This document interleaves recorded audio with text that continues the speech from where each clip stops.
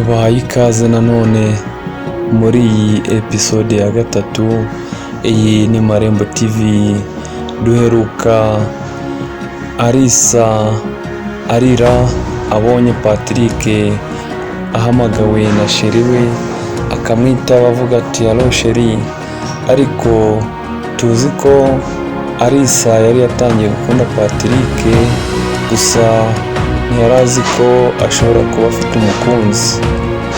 Rero duheruka Patrick abaza Alisa ikimuteye kurira, Alisa ntiyamusubiza.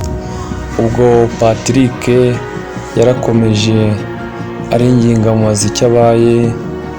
Icyo gihe yahise abwira sheri we ko arongera kumuhamagara, nuko akomeza guhatiriza nk'umuntu bari gusangira akabonararize, yibaza ikimurijije, akomeza kumwinginga.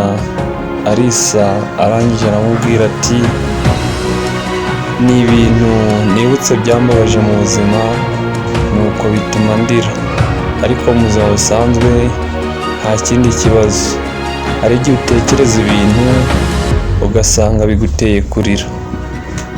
Icyo gihe Patrick yarabyemeye, ariko n'ubundi atabyemeye neza, kubera ko yari abonye atunguye cyane no kurira ari uko sheri we amuhamagaye. Byarakomeje, ubwo Patrick abyemera gutyo kuko nta kundi yari kubigenza. Icyo gihe Alisa yaragiye abitekerezaho, atekereza ku cyamurijije. Hari igihe uhura n'ikibazo warangiza nyuma ugafata umwanya ukagitekerezaho neza. Na Alisa yaragiye aricara agitekerezaho, yibaza ibyamubayeho, yibaza ukuntu yatekerezaga ko Patrick nta wundi mukunzi afite, yari agiye kubiprofitiramo, nuko biramuyobera. Yaratekereje aricara, noneho arira ari wenyine, ibintu biba ikibazo. Ariko n'ubundi muri icyo gihe yigishije uburyo agomba kwitwara, gusa ikintu yatekereje cyo kirakomeye cyane. Yatekereje ko atagomba kuva ku izima, kuba yakunze umuntu bitasubira inyuma, kabone nubwo yaba afite undi mukunzi. Ariko Patrick we ntiyari azi ibijya mbere, ntabwo yari aramenya neza ko Alisa n'inshuti ye yatangiye kuba yamukunda. Ubwo Alisa yiyemeje gukomeza kuba yafata umwanzuro wo gukomeza gushaka uburyo bwose ashobora kuba yaba umukunzi wa Patrick.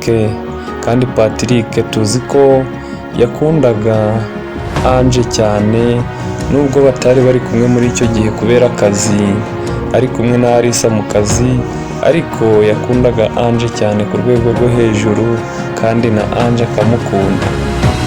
Ibaze ubu se Alisa yari atangiye kwivanga mu by'abandi, yari atangiye kwivanga mu rukundo rwa Ange na Patrick, wakibaza ngo bizagarukiraho.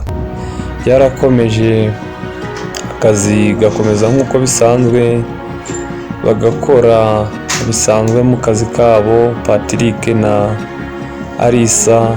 Ariko Alisa yashakaga uburyo agomba gufata Patrick neza kose, kugira ngo arebe ko byanga bikunda agomba kwigarura Patrick.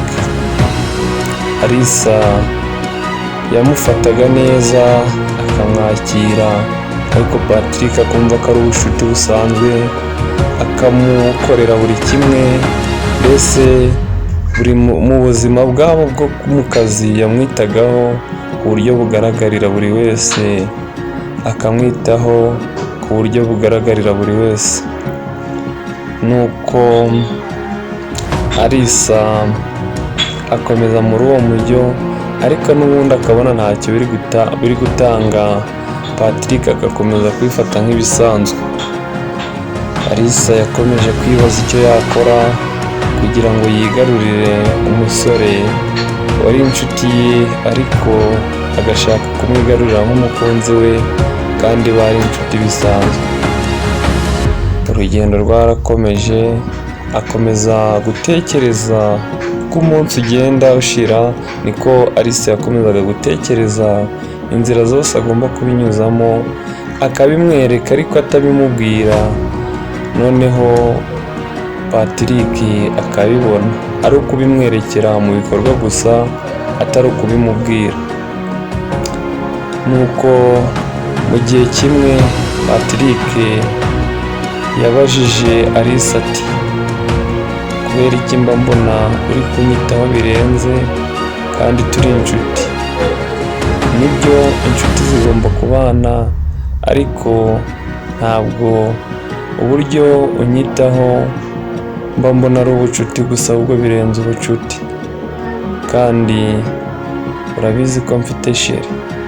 Uko Patrick avuga ngo sheri, Alisa akababara cyane. Nuko Alisa aravuga ati, nubwo turi inshuti ariko mba ngomba kukwitaho, mba ngomba kukumenya kuko turi inshuti, kandi inshuti zigomba kubana zikitanaho, buri kimwe kigakorwa mbese.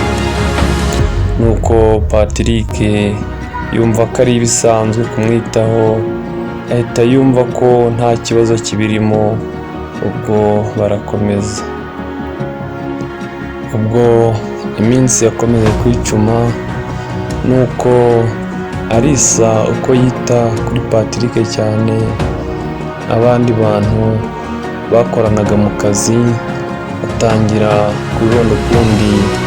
Nibwo bamwe bagendaga babaza Patrick bati, ese Alisa ni sheri wawe cyangwa se ni umukunzi wawe?